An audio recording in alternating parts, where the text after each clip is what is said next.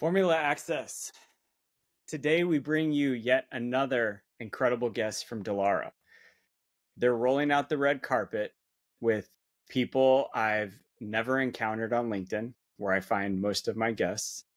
And they are backfilling all of my requests with some of the most outstanding personalities that I've come across. You guys are getting to see them. You're getting to witness this. You're getting to see it, an entirely different side of motorsports and the infrastructure behind racing. And I'm really, really excited for not only this next guest, but also the additional guests that we are proposing for the future. So today I really want to welcome Giacomo from Dallara.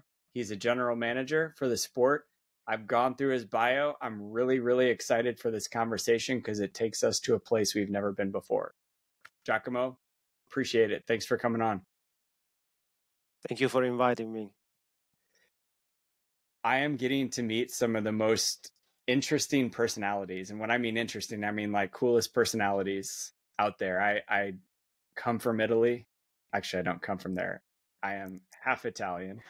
My mother is full Italian and my grandparents. So I am around in every holiday around very, very strong Italian personalities. And so this, all of this engagement with Dallara kind of brings me back home and around my family. So I appreciate it. And I'm glad to have you on the show and you're stateside. Yeah, I live in Indianapolis. Yeah. Exactly. So tell me about the role here. So at Formula Access, we have started in Formula One. We've spent a lot of time in that sport. That naturally brought us into Indycar with some of the connections that I have within the sport.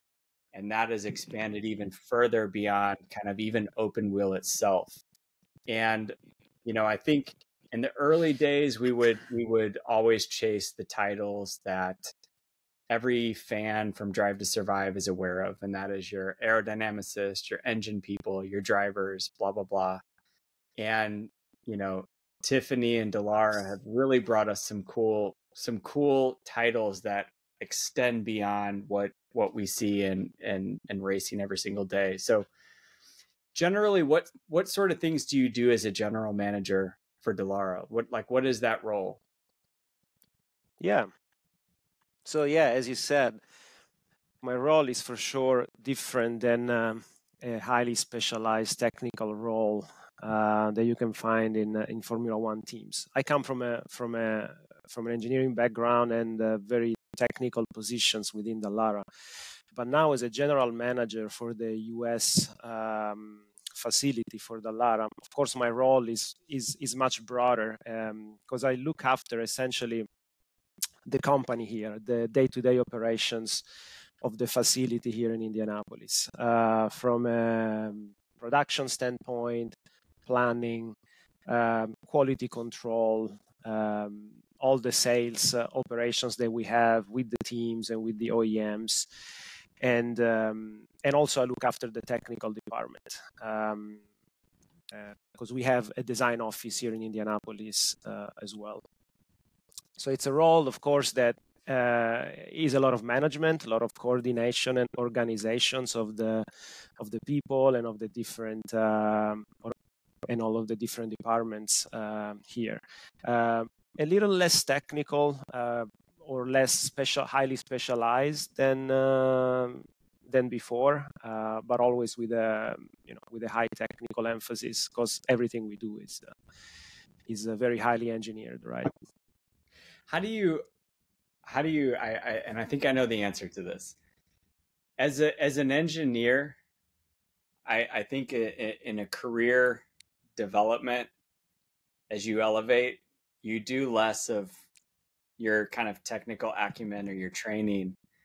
How do you start to separate that? Do you then become more of a teacher to the engineers in that role, or do you just kind of like hope they're really good at what they do? Do you oversee it? Yeah, I think I think it's one of the struggles that all of us engineers get to a point in your career, right? You start out of college, typically, if you've done a very technical engineering field like I did mechanical engineering, for example, like you want to design, right? You want to calculate things, you want to simulate. So, and that's what typically, most of the people get into. But then after some years that you've done that, it comes to a point where you need to decide, because unfortunately or fortunately, I don't know, but the world nowadays is very, very highly specialized, right? Yeah. So you cannot, maybe decades ago you could have one person design the whole car. More or less, it was the case. Now it's impossible. You need to have people, you need to have managers, technical directors, etc., that know a lot, but they don't know all the details of every single discipline. So it comes a point in your career that you as an engineer need to decide, do I want to be highly specialized in one field, in one discipline, or in one department, or I want to try to have a more of a either a project management role or a department manager role. So try to lead people, tutor people, organize departments, methods, processes, etc., in order to grow the company and the knowledge of the company, right? So yeah, it happened to me as well. After some years of design experience, I decided that I wanted to explore something more managerial, if you want. So basically trying to oversee a project. And what happens is that, sorry, go ahead. I want to hang right there. The whole time you were talking, I was like, my mind was going somewhere with that. So in schooling, were you taking, in stateside, we like an MBA, like how were you equipping yourself to take that step from a very, granular technical area to, the skill sets of project management, finance, managing a P&L and teams and quality control that's a hard skill to develop. Where did all that come from? Yeah, that's a good point, because we as engineers typically are very, very technical. We only look at numbers, and that's all we care about. Sure. So in Dallara, typically what happens is that if a person is willing to explore something different for example, in project management, then the company puts you through a training program, first of all. So whether you have the knowledge or not, whether you have had college lessons on that or not, then you go through a training program that gives you the basis to do your job. And typically you start from a junior position, so you might have someone a little more experienced than you, then helps you or guides you, or looks over your shoulder as you're working. And that's what happened to me at the beginning. When I started, in the project management role for the Cadillac DPI, then I had a more senior person that I was working with, plus doing some training with Dallara. Different story is when I then moved into a more company management role, which requires a whole different sets of skills. So in that case, the company put me through leadership coaching program with a coach, essentially, for a couple of years, together with an MBA. So yeah, I have to say it's very important to get the on-the-job experience, but at the same time, it's important to get some education from professionals.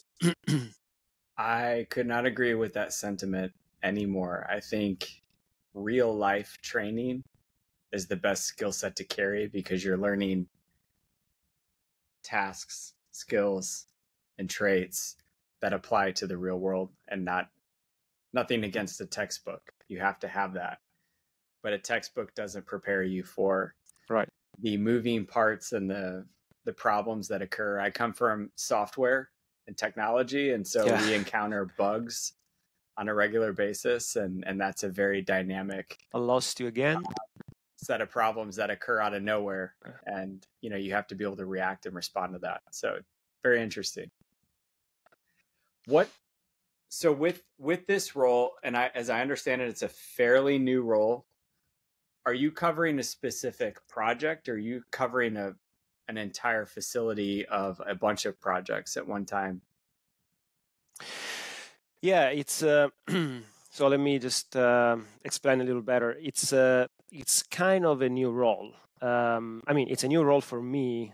For the company, it's kind of a new role. I mean, it's the first. Well, we have split before the CEO and general manager were in one person. Now we split the duties because the company here in Indianapolis has grown.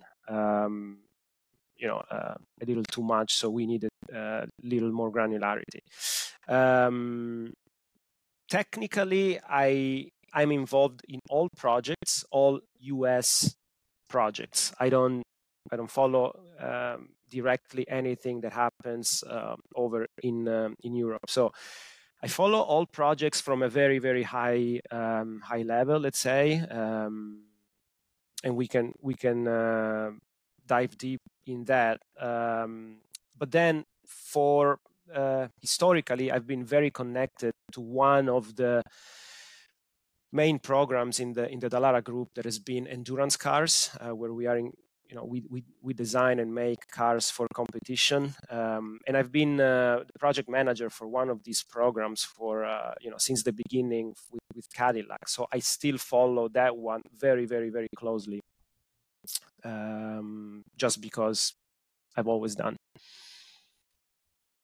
That was actually going to be my next question, is if you follow, if you were over, all projects or specific series. And that's, I think that was the one part of this conversation I really wanted to dig in. And because I've had a couple of guests that have done Le Mans, they've done endurance, they've done, those types of series, and it's getting more and more interesting to me. And so I'm excited to kind of like start to delve into that world and hopefully at some point get to the track and actually watch one of these races. But what does a typical day for you look like? You come into the office. I mean, are you a meetings guy? Are you out in the facilities? I mean, what does somebody expect in this role? Well, my day is pretty hectic. So typically my day starts at home while I'm having a coffee. I just check my emails real quick, because there might be, since we are in the US and Europe starts earlier, there might be some emergency, something that is really, really important that I might have to take care right there, maybe 7 a.m. whenever I'm sipping my coffee. And and that's what you have to do. Yes, you do. So when I look I browse my emails.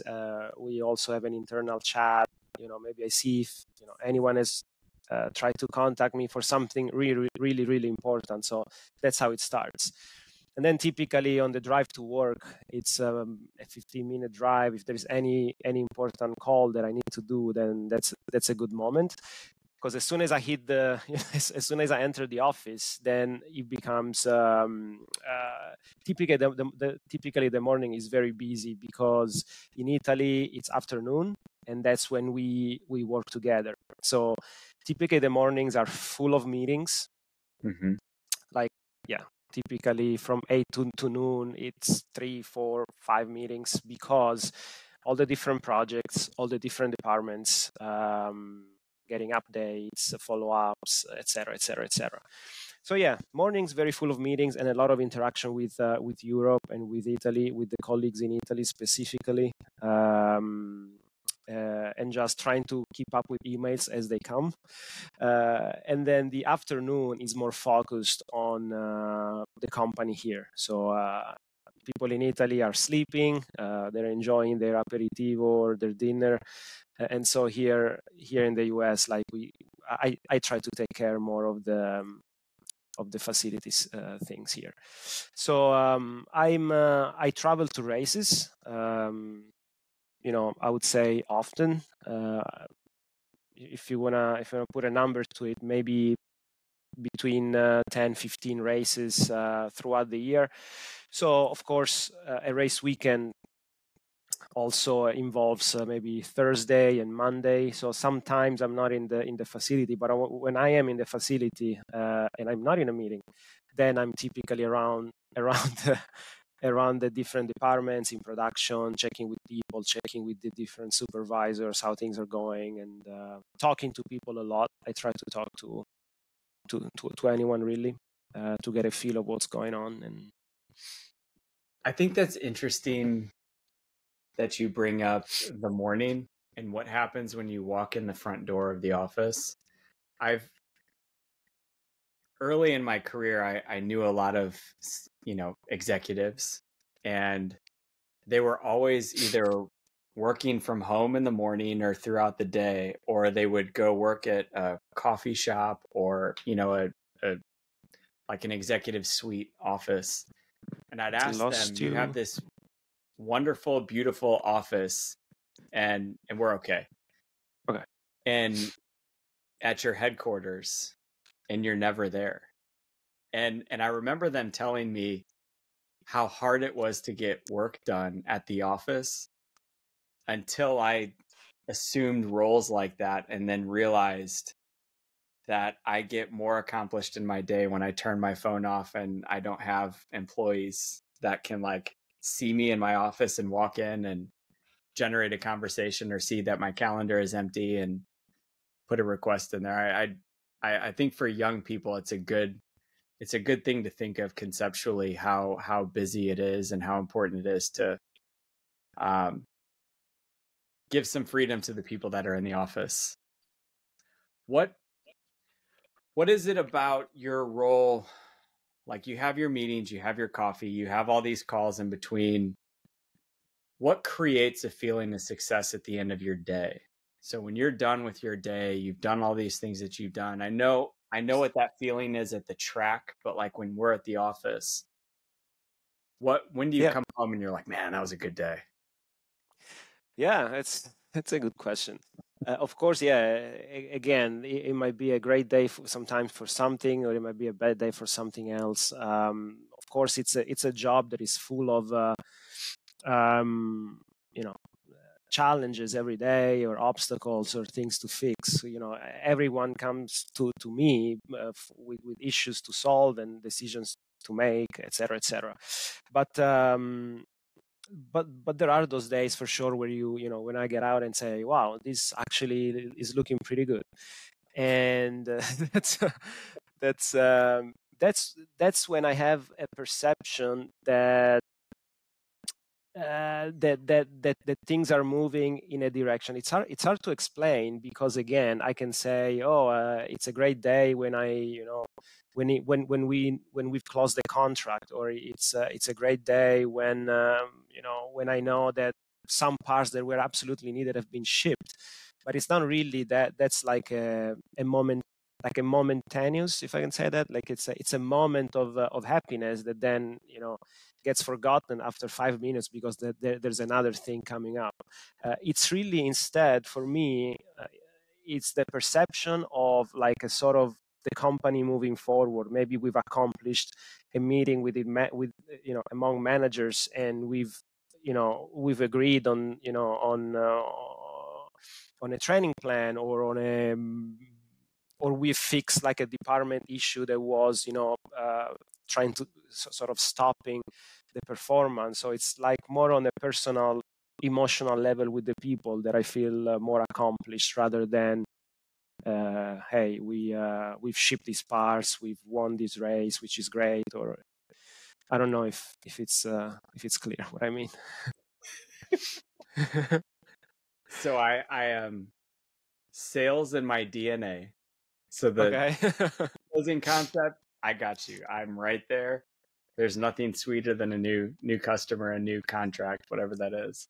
But I do agree with you that, connecting with your team, building your team up, and And just as you've described in the Dallara culture of this, leaders building leaders, is, as great as that is conceptually, very, very few companies actually do that, or they instill it in the culture of their business. And it to me, outside of motorsports and my day job, it's really interesting to see how well organized, structurally and culturally and with communication, motorsports is as an organization relative to, their counterparts outside of racing. And, and that is, you fail if you don't do it. I mean, you lose races, the wheels fall off on the car. It's, it's important that all of these things are measured. And I find it interesting that leaders don't spend more time in motorsports and racing to identify what works culturally and corporately than they do. They look to the tech companies that have unlimited funding and unlimited budgets and route with bugs and problems and media and whatever. And then you have motorsports, which is this well-oiled, beautiful machine of commercial functionality. I don't know, however you want to say it, but it's really cool to watch that. How did you get into motorsport? So how did all this start? Well, it started as a kid, of course, watching Formula One in Italy. I mean, it's very, very, I mean, I don't know, common or almost cheesy, but it is what it is. Like you're an Italian kid and your family watches F1. I mean, I was, early 90s. I mean, Ferrari was not doing great, but there was Senna, which was still winning races and championships. So among the kids and family, we all watched every GP. So it all started there. But then really, my dad's family has always been passionate about motorcycles and cars in general. My grandpa, he used to race motorcycles. He was always with tools fixing something, and I just got the passion from my dad's family, I guess. How did that transition? And first off, that's not cheesy. I have family in Italy, and it's not cheesy. I understand motorsport and the passion behind it. It's expected. So it's exciting to hear that. How did that transition from a kid watching Formula One with family, interesting? Every kid likes engines, motorcycles, driving fast. I have a teenager. I get that. I was a teenager at one point. But how did that turn into a career? Yeah. Is it always to be an engineer, or? No, not necessarily. Of course, I liked cars and motorcycle, etc. But I had other passions when I was a kid, and I used to play music. I studied music. I used to play soccer a lot. That I really loved a lot of other things. I mean, during high school, I loved philosophy. So, I mean, of course, different passions. But I guess it turned out into a career, or I had an idea to turn it into a career when it was time to decide what to do for college. And for college, of course, you have all these different options and lots of different things that I liked. But I was really good in maths and physics. It was pretty easy for me. And and I think at that time you think, okay, what am I good at? What can be a good job for the future? Even a safe job for the future, right? Because I could have kept going with music, but it probably in my mind was maybe a less safe choice, or you don't know. It's harder to have a career unless you are super talented, maybe. So at that point, when I was 18, was okay. I mean, I'm really good at math. I would like to work on motorcycle or cars or race cars, engineering seemed like a pretty solid choice. And so it all started there, and all the rest became hobbies and passions. I love the fact that you thought about like the risk as I did. I genuinely did. I remember it. It's really easy to be in that dream state as a young person of like, I could make it in the music business. Like I got this, and then reality kind of sets in. And... Well, I wanted to make I wanted to make it in the soccer business, but my mom was not of the same idea, so I had to choose something a little, more.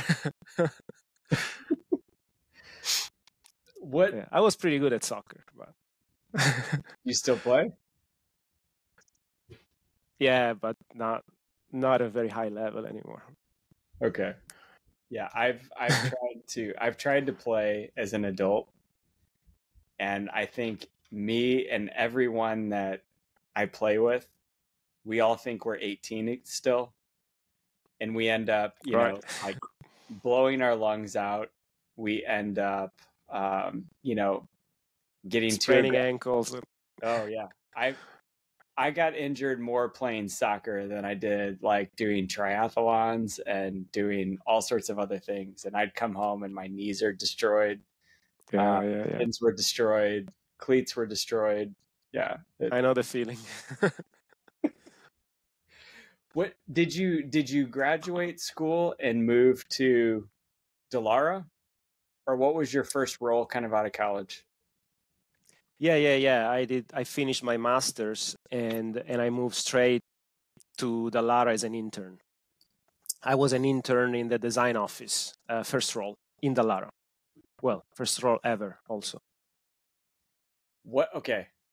For all of our audience, if you're an intern for Dallara, what do you do? Do you go fetch coffee for all the engineers, or do you like getting in the actual role? It's probably the most difficult role I've ever had, because I was in the design office and I knew nothing. I knew zero, because in college, at least the college I did, was a very good university, but very mechanical engineering focused. And so we didn't do race cars. We didn't, think about how a race car is made or anything like that.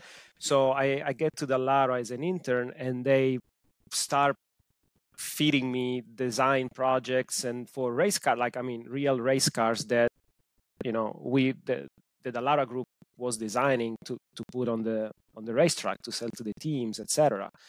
And so I'm there. I'm with a 3D CAD software that I had never seen before. Speaking to people that had years and years of experience that were doing body work, fuel systems, suspensions, and whatever. And I was there like, okay, what should I do? So, and in that case, but that's typical Dallara. That's what we do. We try to put people in uncomfortable positions, but not because we're evil, but to see how a person learns and how you face challenges, and so real projects, and it was extremely fun. I mean, I still remember how excited I was and how much I was working even at home and reading, and really it was an exponential growth, and I survived.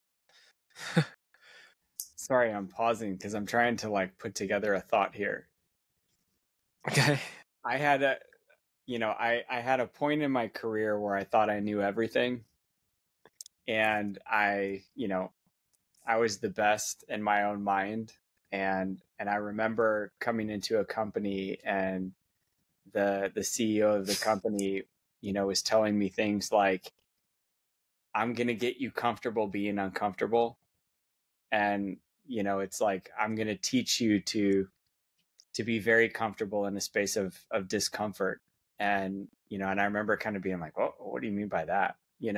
And over time, I think in my career, it has really allowed me to push myself to the limits professionally, but also understand where kind of the guardrails exist of capability and know like how far can I push myself before I hit a wall, I come crashing down, whether that's burnout, whether that's, what's allowed and what's not allowed, what is going too far in a sale or whatever it is. But it really developed me professionally and allowed me, I think, as a 40-plus-year-old to operate and think very clearly in extremely pressure situations.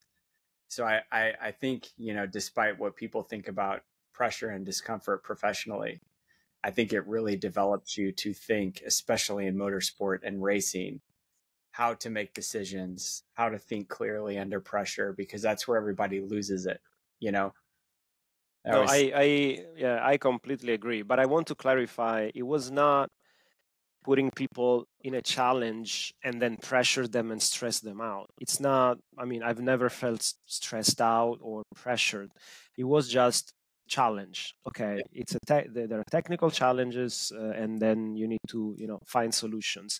But the environment was really, really welcoming and, I don't want to say friendly, but everyone helping each other. I cannot think of a right word.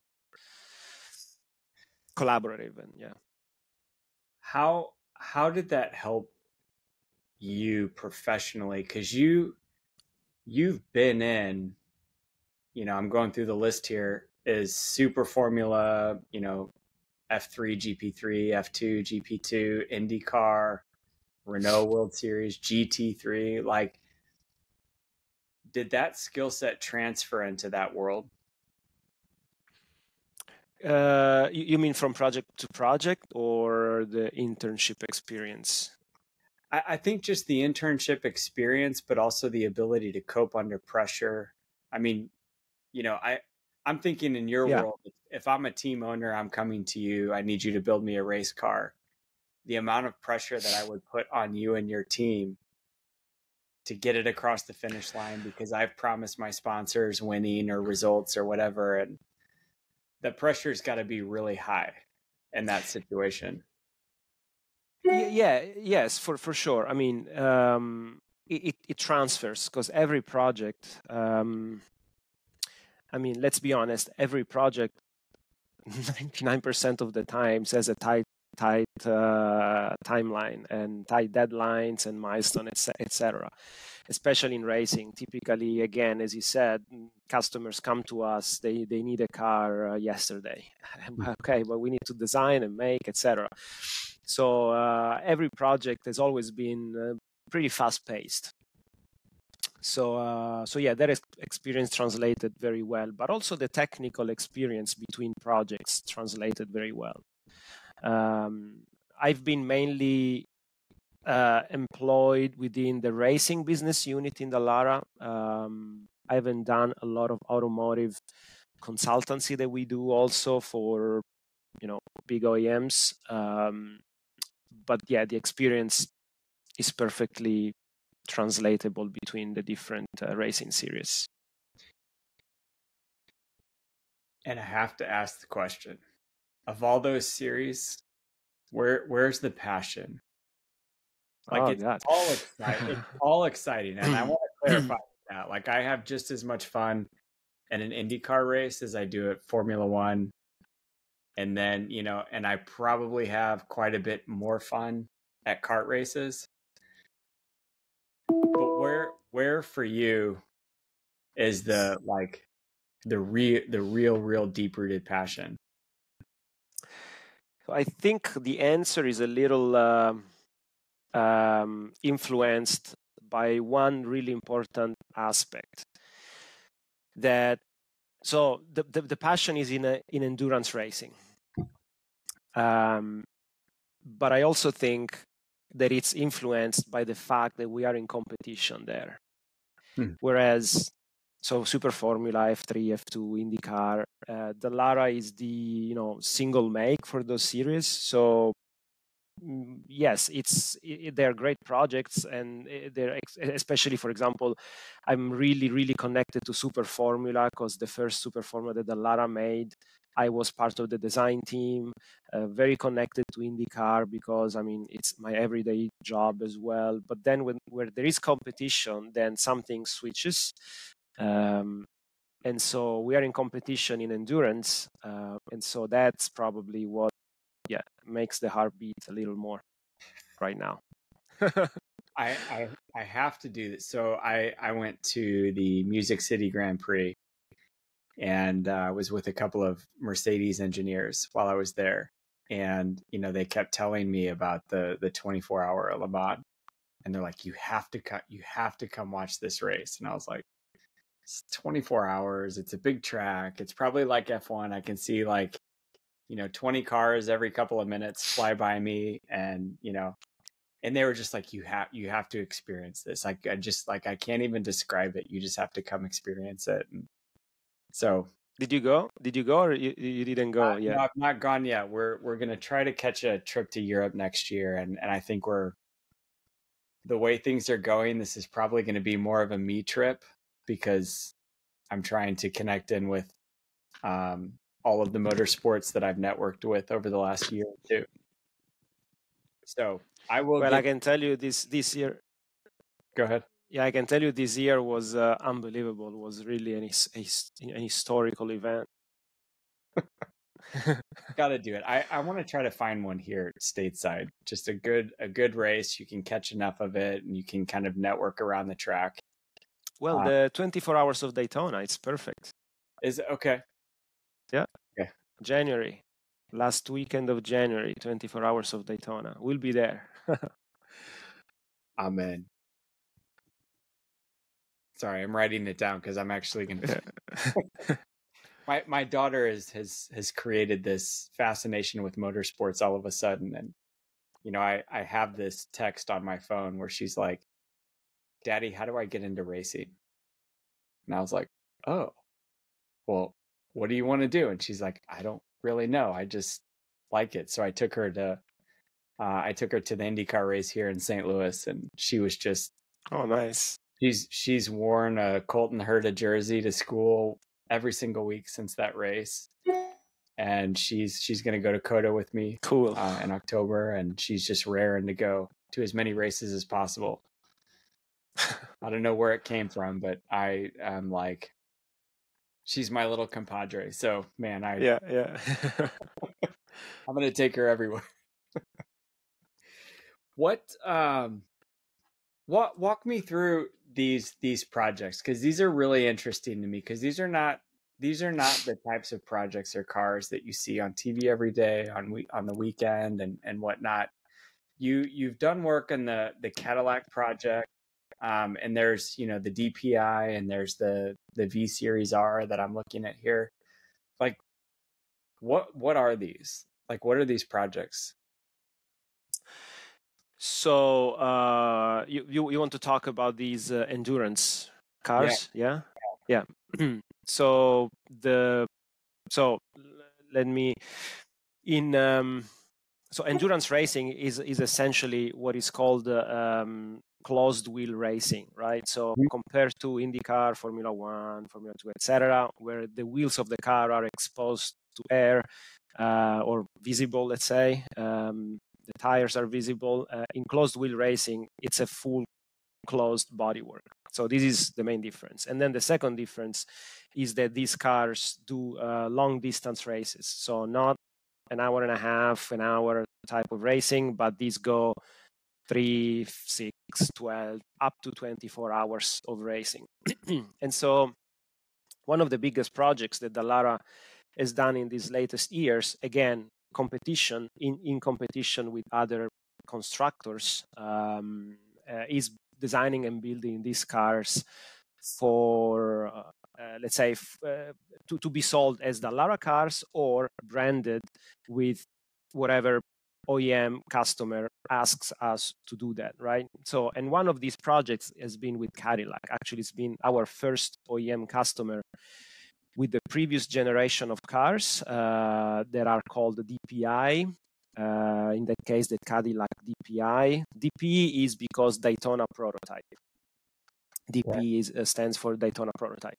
And then the next generation, which is the one that is racing right now since the beginning of this year, are these hybrid cars that are called LMDH. LMDH stands for Le Mans Daytona Hybrid. So these are hybrid cars now. And so with Cadillac, this project started with the design of the DPI car towards the end of 2015, which it was my first real project management role. And then it evolved into the current generation car, LMDH, always with Cadillac. But now we also have another OEM that we design and make the car for, which is BMW. And they race against each other. I find it fascinating that Cadillac has made such a push into motorsports recently, because I'm a commercial guy. I try to think of like the commercial, the brand, the marketing, the logic, and when I have thought of Cadillac in the past, it's not been in racing, and they've just done this really cool job of putting themselves in that world. Less of the luxury, retired, comfortable, very, very elegant cars and SUVs into this like new budding breed of race car. It's actually really interesting. Yes, you're right. You guys with Andretti, with these things, and they're aligning themselves to almost reinvigorate the brand itself. And it's really, really neat to see that. Has Dallara been around? I mean, do you guys make the engines for these? No, we don't. Okay. No, we don't make engines. Okay. Where does the challenge come in a project like this? Well, outside project brand new for you, but yeah, no, I mean, a project like this, of course, is it's very complex because it's multi-layered. So first of all, let's talk about this latest project, which is a little more, it's actually current. These hybrid new LMDH cars. So it was a whole new set of regulations. So that's already a challenge. So working with the organizing bodies, the FIA, IMSA here, stateside, US side, working with the governing bodies and with all the other OEMs and stakeholders to define a set of rules. So a lot of work there. So that's already a challenge. And then you need to be able to design a car following those set of rules that is fast enough to compete with others. And others are not,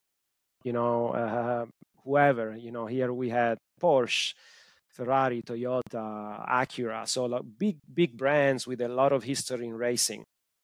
And so there's for sure an incredible technical challenge to achieve that. Another big challenge is more from an organization standpoint. We were talking before about the processes, the organization in motorsport, the structure, communication, and all of that.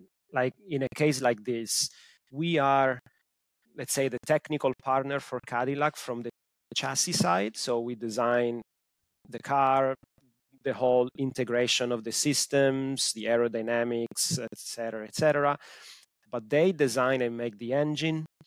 Someone else design and make this spec hybrid system that goes on all these cars that follow the same platform or the same technical regulations.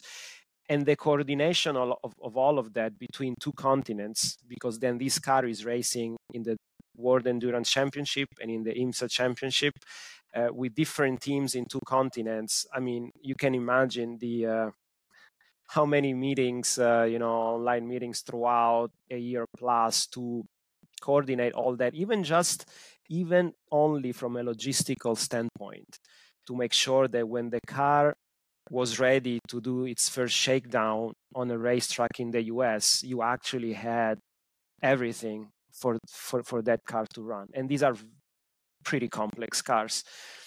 Because again, there's a hybrid powertrain, an ICE engine, et cetera, et cetera. Okay. As the technical partner for the OEM, and you're introduced with a hybrid build, whether it's ICE or hybrid, how does that affect your role? I mean, is it enhanced aerodynamics because you don't have like an exhaust or smaller intakes? Like, how does this technically affect your role? Yeah, I mean, so these cars had to be hybrid powered. So ICE engine plus an electric motor and a battery pack that gets recharged and then deploys the energy. So this was given. So how it changes on a vehicle layout or vehicle design, I mean, of course, it's additional weight that you need to take into account. Cooling systems change a lot because the electric motor and the batteries need cooling. Mm-hmm. And typically there are two different types of cooling media as well. So it's not, water glycol for everything. So a different cooling, so it was not simply a copy and paste of the old car that was only with an ICE engine. Now we needed to develop cooling systems for the hybrid powertrain as well. From a powertrain perspective, it means also the integration of the electric power into the power deployment, right? So how can you exploit the electric motor to your advantage, in the different conditions, but also the reliability of everything. If we as Dallara had never designed a car with a hybrid system, how could we understand precisely the reliability of all these new components we were installing in our vehicle? What are the design constraints? So a lot of technical meetings with the hybrid partners to try to explore all of these aspects. In a nutshell. Sorry, this is really fascinating to me. This is a part of motorsports and racing I feel like I have the least amount of knowledge in, and I could probably sit here for like 2 more hours and just ask really, really dumb questions about these series, like the series structure, the technical structure, the strategy on race day and whatnot. And we'll say that I won't bore you with those. There are no dumb questions.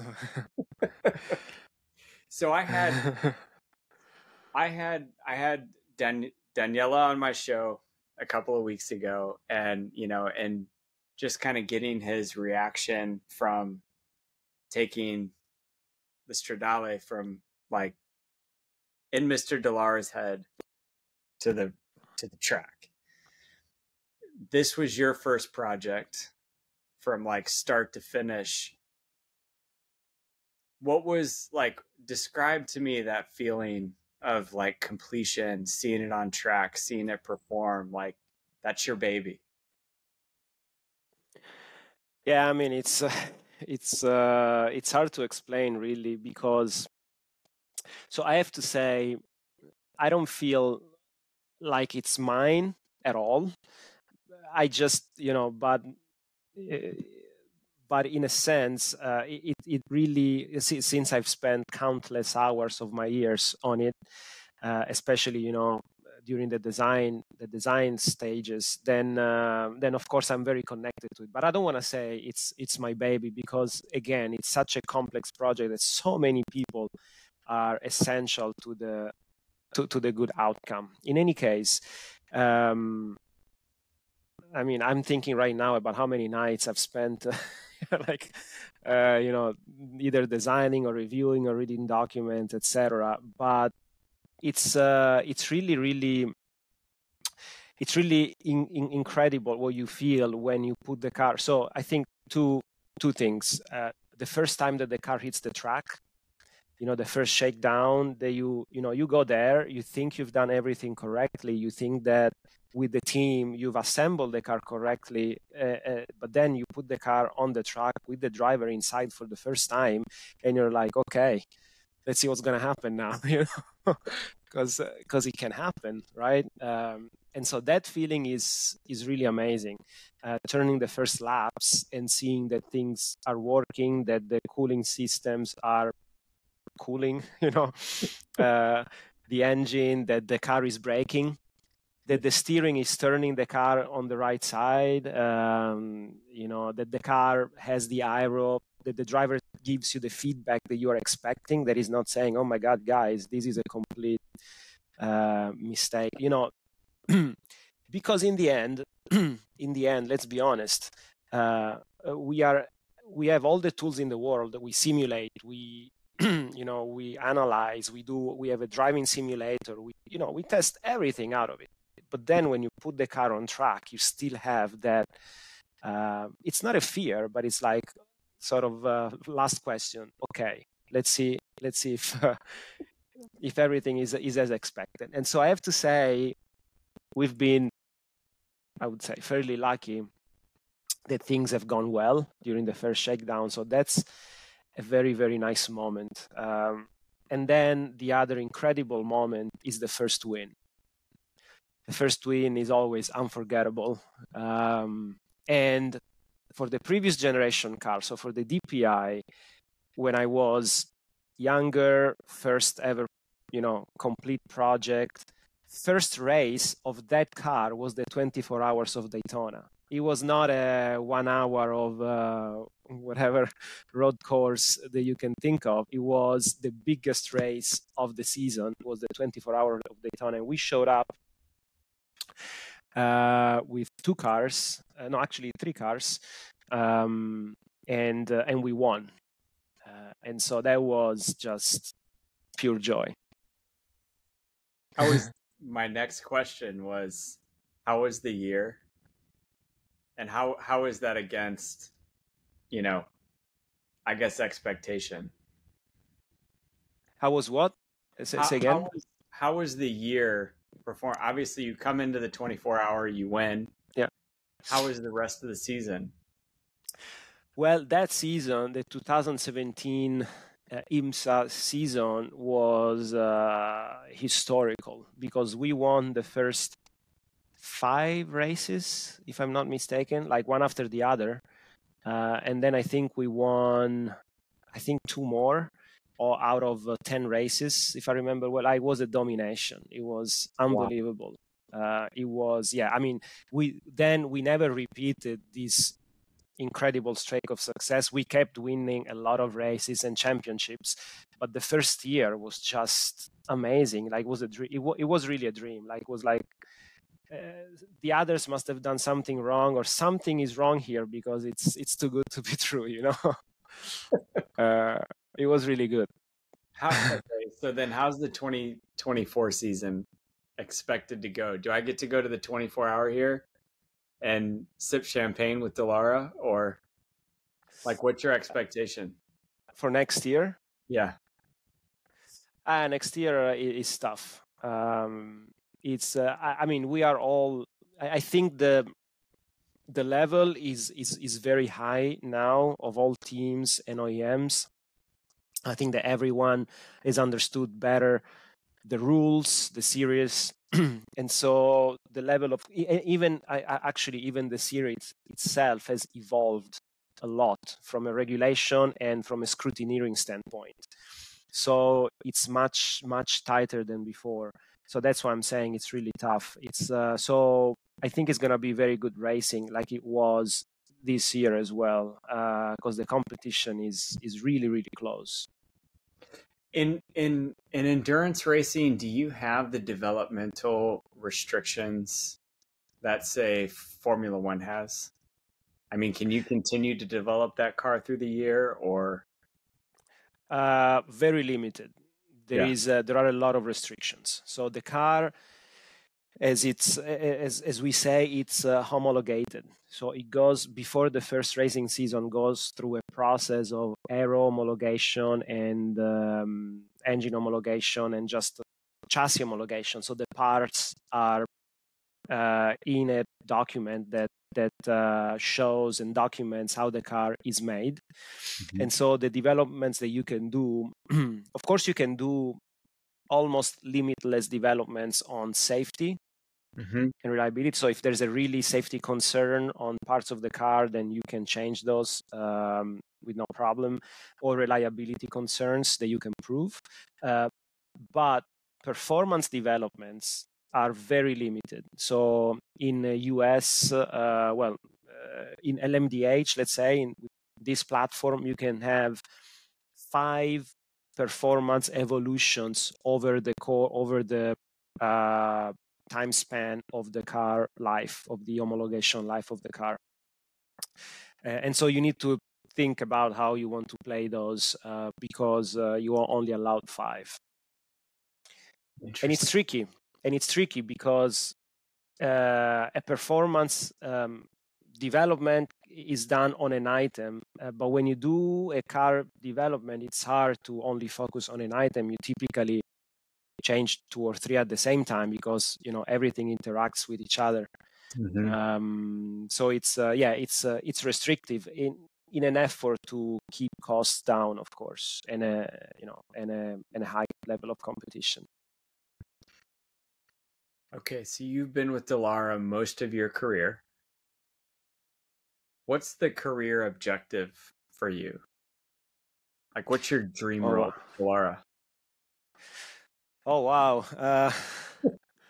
I think I've accomplished, I'd say, a lot of dreams maybe that I had at the beginning of my career, including moving to the US and living in the US and experience the American life and racing.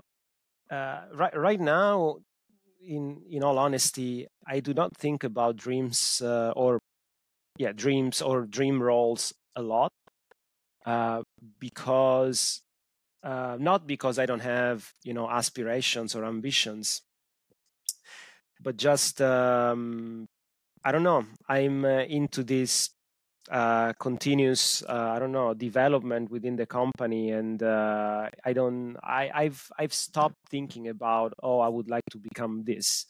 Yeah. It's just a, I don't know, I feel so much part of it that I don't have a specific goal. If I said, I want to become the CEO or the president, or I don't know. I don't think about that. It's actually, now that you ask the question, it's kind of weird. You love what you do. I mean, I think in a career, I think there are times where I've had that feeling where you just kind of like, you're so in the moment of the process that you're experiencing that it's very fulfilling, and you don't think outside of that, not with a lack of ambition or a lack of goals or drive or whatever, but you're like, just your state of mind, your purpose, what you're accomplishing at work are all kind of, basically your career is developing as a byproduct of you being completely locked in. Exactly. I think the way you word it now is exactly what I'm thinking. Yeah. It's an experience that I'm witnessing in a lot of areas, not just in myself, but just in that I think in general, professionals are always looking at, like what you said, CEO, president, whatever. They're so hyper focused on that they're not thinking or enjoying where they are today, and they're miserable. And when they get to that objective, they've kind of like missed so much. I think I've experienced the same in building a company where you're so building the technology, trying to achieve this, get my product to market, get my first sale, get a bunch of sales, hire people, and like do these Right. things. And when it was all done and we had sold the company, I remember kind of sitting back thinking about being up at 3 o'clock in the middle of the night, trying to accomplish a task and being so hyper focused on like, I need to get this to market, I need to get the sale. And I remember thinking, when I do this again, I'm going to enjoy the moment. I'm not going to think about the objective. I'm going to enjoy the moment because there's so much to experience and learn in the moment that will make that ultimate objective or that end legacy so much sweeter. Yeah, I fully agree. I think I'm really into the flow of what we do every day, of the projects we have going on, the activities, investments. I'm so into it that I really stopped thinking about, oh, I want to become this. It just happens naturally. It just develops from where you are. I guess that's what's happened to me in the last years, I guess. In that note, in your career, I think I have the answer for this for you, but I'm going to ask you, what's been your pinch me moment in your career in motorsport? The pinch me moment. Yeah, I think I already said that. It's that first Daytona win is like just incredible. Yeah, I think that's the one. If you want another one, I can think about another one, but that's been just too much.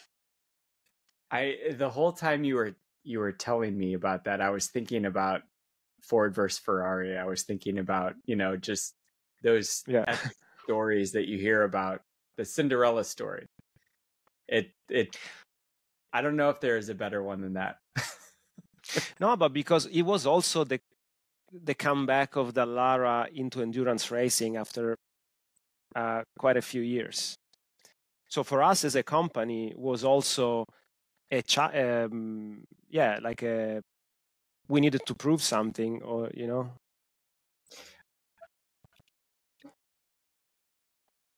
This isn't in my notes here. I'm going somewhere with my thought here, but is the leadership inside of Dallara, there's always an aspect of business continuity. Like, I don't want to talk about like, we don't want to do dumb things that jeopardize the company. But do you feel like leadership at Dallara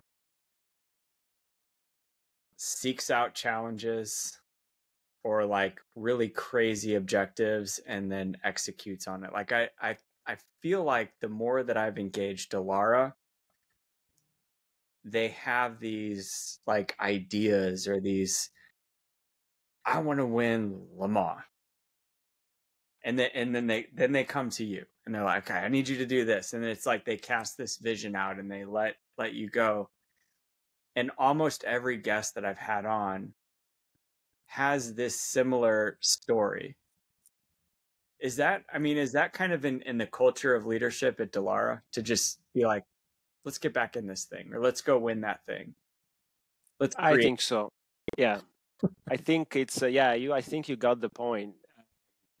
It's challenging the company with difficult things, not what we've always done. Let's do it again because it's working out. We have business and it's safe. It's always been really okay. What's the next thing that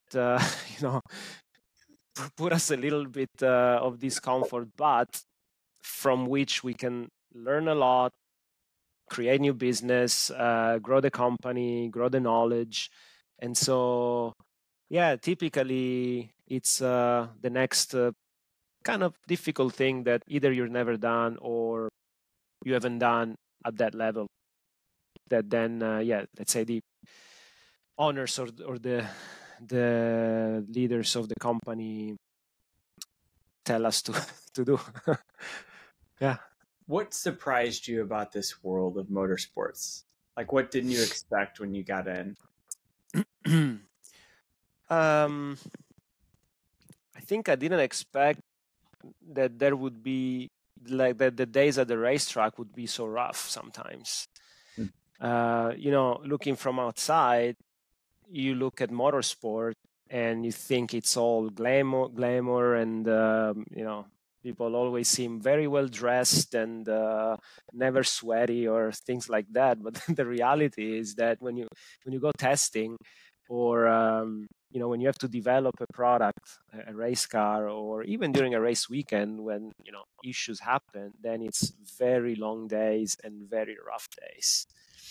And so that, yeah, that I wasn't expecting that at all before joining. Yeah, I resonate with that. Not to the degree that you experience that, but I know my son races go-karts for fun, and you know, we go out there and I feel like we spend 3 hours trying to figure out the setup for the day, and then the clouds come out and everything doesn't work all of a sudden, or you know, something happens, or whatever, the chain breaks, or whatever occurs within that day. Is just, it's almost equally frustrating as it is fulfilling, you know. And I think for me, it's just solving problems and challenges and hanging out with my son. But I do get what you're saying. You know, it's like my expectation of that is to go out there and drive really fast and do something cool. Yeah. And in reality, it's a whole lot of getting greasy and dirty and frustrated and stressed out that you're not going to be able to get the cart to the track in time. Yeah. For some reason, the back end keeps sliding out and I don't know how to stabilize it. So what's been like, I think in everyone's life, you have that moment of adversity that's like a really big teaching moment. Where in your career have you experienced that? I would say, I mean, what is a little fresher, I guess, in my mind, mainly here in the managerial career. I think, you know, when people leave the company, since now, of course, I have, you know, I have my area is made of a lot of people. So when people leave the company and maybe you're not expecting it, or maybe they're leaving the company and then telling you why they're leaving the company, in general, it's always a moment where I ask myself a lot of questions, and not necessarily because I've done something wrong, or maybe they're living in good terms, etc. But I think, yeah, I'm very attached to the people, and the way we try to grow their skills and involve them in the company, and all of that. Then when someone leaves, especially if I'm not expecting it, it's it makes me think a lot. And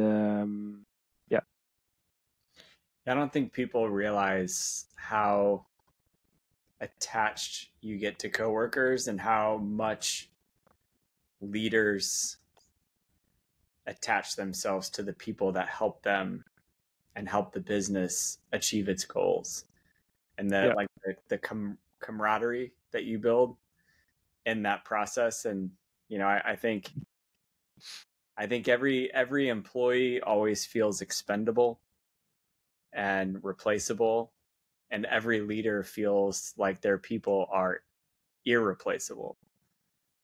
And it is a very interesting dynamic that you experience in your career when you go from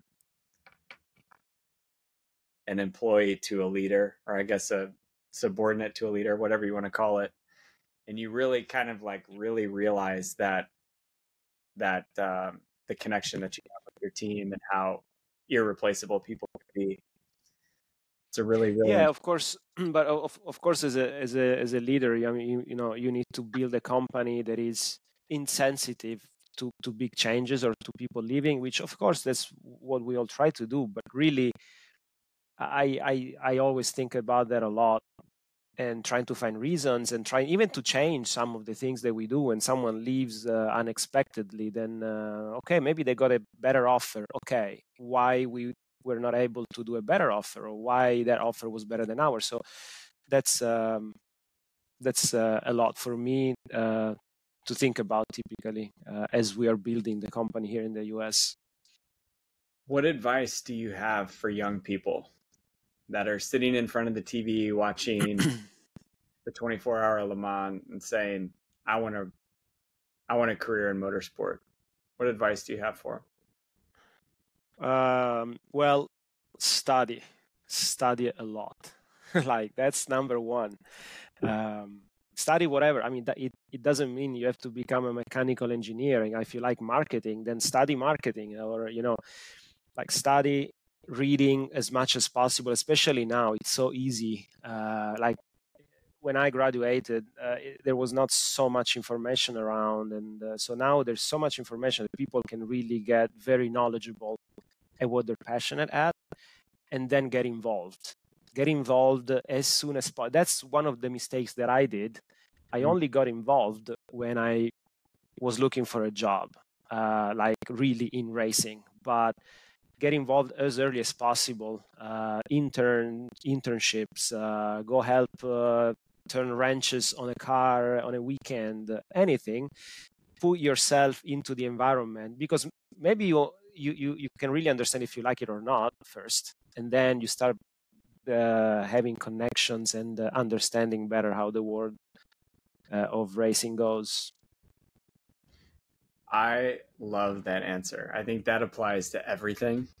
Well, yeah, I guess. It applies to business. It applies to relationships, to marriage and kids and life, going to the grocery store, everything. Giacomo, seriously, thank you for coming on the show. Thank you. I have just gotten some of the coolest people from Dallara, and I'm just really, really enjoying the conversations and kind of the relationships that I get to build. And, I always say, if you've been on Formula Access, you're a friend for life.